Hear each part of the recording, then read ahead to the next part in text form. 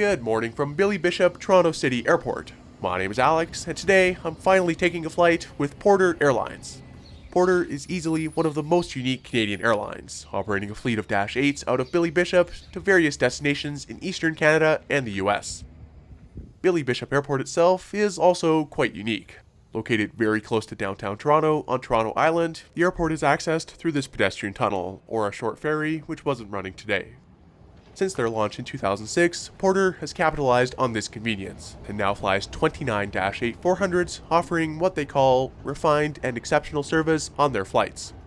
And so, with last year's news that Porter would be expanding their fleet to include the Embraer E195-E2, flying out of Toronto Pearson, Ottawa, Montreal, and Halifax, I knew it was about time I gave them a try.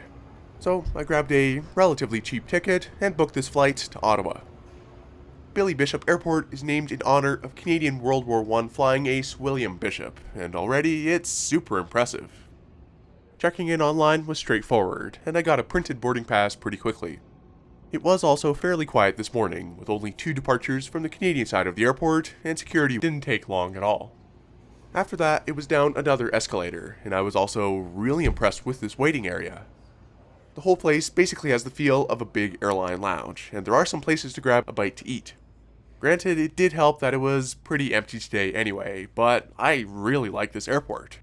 Another part of what makes this airport so unique is that its longest runway isn't even 4,000 feet long. Of course, that's still doable for Dash 8s, but the 400 models are the largest planes you see flying into here. That's partly why Porter hasn't really gone any further west than Ontario. There was talk about extending the runway to accommodate larger jet aircraft like the C-Series, but that's a whole nother topic. Waiting over at Gate 2 for this flight to Ottawa is our Dash 8 for today, one of Porter's many Dash 8-400 models, registered as Charlie Golf Lima Quebec Kilo. This Dash 8-400 was delivered in April of 2009, making it around 13 years old at the time of the flight. So, without further ado, let's go see what Porter's onboard experience is like. You got a mini sheet photo ID up and ready for presentation before reaching the gate. On behalf of the ground staff here in Toronto, we thank you, Porter, and wish you a very pleasant flight to Ottawa and Halifax this morning.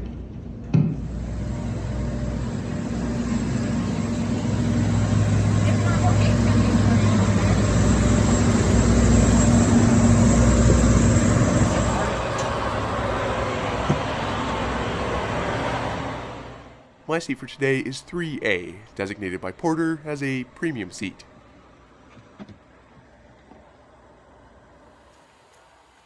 The legroom here is, although I don't make it look very good, is actually not the worst I've ever had on a Dash 8. I do like the fact that there's all of this free space underneath the seats, although the window seats do lose some floor space anyway to the curvature of the fuselage. The headrests don't move, but they do have these nicely branded headrest covers. 3A also has this pretty solid engine view with 2 windows. There's also a seatback pocket underneath, which looks to have an actual in-flight magazine in it. I haven't seen one of those in a while, and I'll check it out once we're in the air.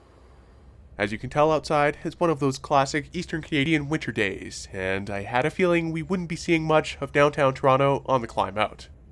Nevertheless, here's our departure from Billy Bishop, de-icing, taxiing, and making a very powerful takeoff from runway 08.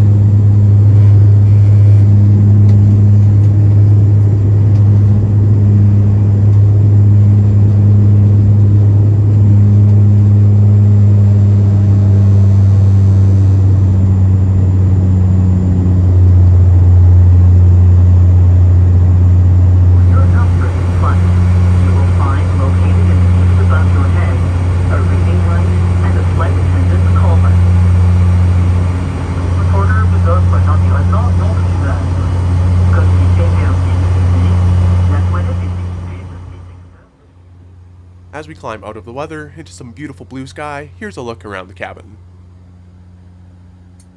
These seats all come with a solid, yet pretty lightweight, tray table, which doesn't slide, but has a place for a cup and a tablet. In the seat back pocket, Porter had their safety card for the Dash 8-400, an air sickness bag, and Porter's in-flight magazine, which had some super interesting articles and plenty of information about Porter, as well as their upcoming expansion. The seat back pocket itself is a decent size, durable, and could fit a water bottle. Now, one of the things that Porter prides themselves on is their onboard service, and so I was definitely curious to see just how much they'd have to offer on a short flight to Ottawa. Hey ladies and gentlemen, just a quick update here from the flight deck. We have been told by the air traffic controller in this sector that we can expect our flight today to be off and on quite bumpy. So due to that, we aren't going to be able to perform any in-cabin service, unfortunately. But luckily this is quite a short flight. We will have to on the ground here in Ottawa in only about 30 minutes or so. Appreciate your patience and coverage. Yeah, so that service didn't quite happen, which was a shame to say the least. I was really looking forward to those Porter glasses, but of course safety comes first, and we ended up getting tossed around quite a bit. Porter's Dash 8-400 seats 78 passengers in the usual 2-2 layout.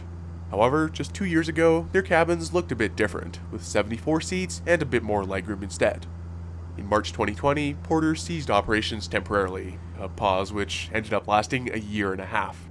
In that time though, they had apparently redone the cabins on their entire Dash 8 fleet, replacing those older seats with these newer and lighter slimline ones, along with LED lighting throughout the cabin.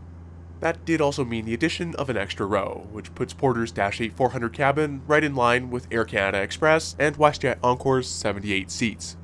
I wish I had tried them out before that refit took place just to compare, but either way, these seats were fine for this short flight. It did also help that I had a free seat next to me, as did just about everyone in the cabin. It may have just been my choice of flying on a random February morning, but there were only 20 passengers on board. It's also worth mentioning that the very first row on Porter's Dash 8s may have the best legroom of any Dash 8 operator. Interestingly, they also have a small closet in the front for passenger jackets, which is a very nice touch. Pretty soon though, we headed down through the clouds once again into some clearly icy conditions. And to our wonderful cabin crew's credit, they handed out water bottles and snacks to everyone as we descended, which was super nice of them to make sure we didn't leave empty-handed. I'll give my final thoughts on the whole Porter experience after landing, so here's our arrival onto Ottawa's Runway 07.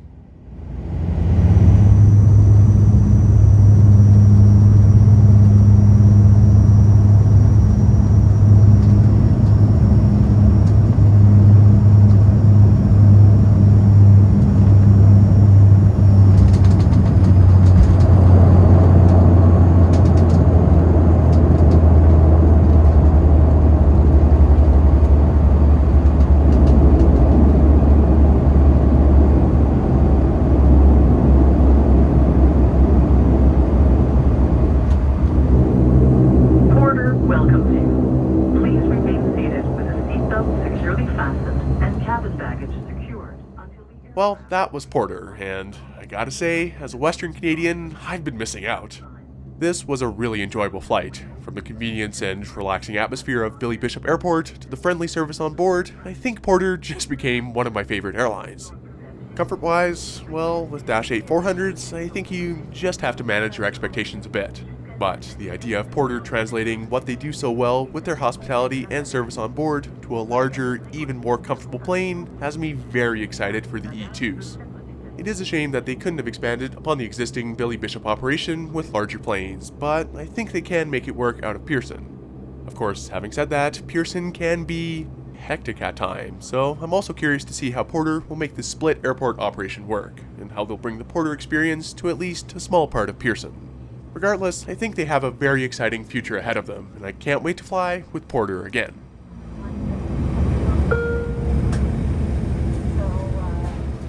Thanks for watching this long-awaited trip report with Porter, and I'll catch you next time.